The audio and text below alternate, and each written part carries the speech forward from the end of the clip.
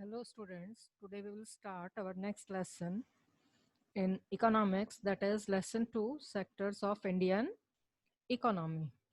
Now if we talk about sectors of economy in simple words, so we can say that the occupations and production activities in a country are included in different sectors, and we use different criterias to classify these sectors. So in our this video, we will discuss about the classification of sectors of Indian economy.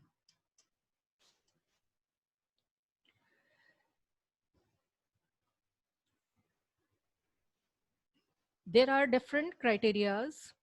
For example, nature of activity that is performed by different people as different occupations. Then working conditions of the workers in different factories, in different occupations, what type of facilities are they getting. Then on the basis of ownership, that ownership is whether by government or by individuals. Now on the basis of nature of activity, Indian economy or sectors are classified into three categories, that is primary, secondary and tertiary, which you have already studied in your previous 8th and 9th classes. On the basis of working conditions of workers, economy or sectors are divided as organized and unorganized. These are two new terms for you. We will discuss it in detail. On the basis of ownership, Indian economy and sectors are classified as public and private sectors, which you have studied earlier. Now, first of all, we will talk about primary sector. So the economic activities which are connected or related to the extraction and production of natural resources is primary sector. Means we use natural resources and we produce natural resources as final product. For example, in agriculture, fishing, mining, forestry, these all are under primary sector. Some other main features of primary sector are that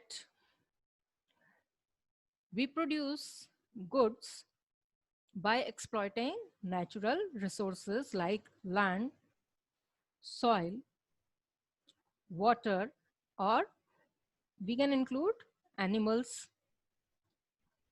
The product in this activity is natural. We can understand with the help of examples. For example, in dairy, for primary activity, we are dependent on animals and availability of fodder, again, that we get from plants. Finally, the product that we get from animals is milk in dairy farming, and milk is a natural product. We can take another example as well. We produce cotton by depending on various natural factors like soil, rainfall, climate, etc. And then we get cotton. From cotton, we make fiber, then we make cloth. All. So the cotton is a primary or natural resource included in primary sector. So growing cotton is a primary activity. As the main activity or the major activity of this sector is agriculture, so broadly we also call it as agriculture and related sector. It also includes other activities along with agriculture, that is dairy, fishing, forestry, and mining. Now, if we talk about secondary sector, so these are the economic activities or the occupations related to manufacturing process, that is small scale manufacturing, manufacturing of steel are some of the examples in secondary sector. Or if we talk about, we can in simple words can say that this is the industrial sector.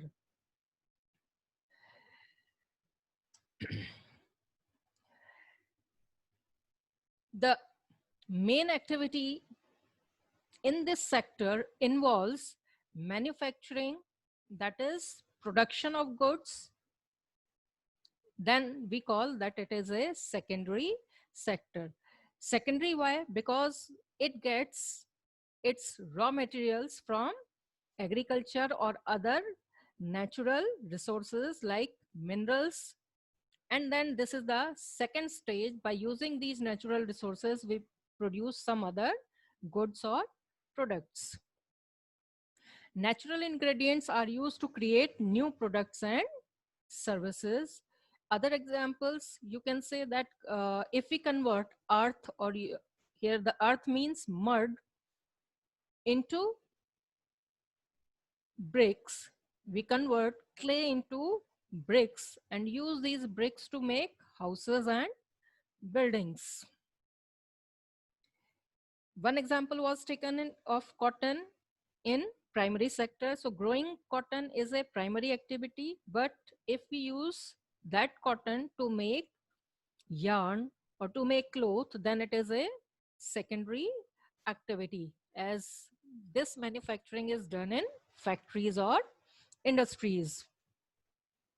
Some examples we have already discussed, as industries, small scale manufacturing, and construction as well is a secondary activity, or it falls under the category of secondary sector. That is why it is also known as industrial sector. Now, tertiary sector includes the activities or the occupations that are mostly based on providing services to the society, like transport, banking, insurance, communication, etc.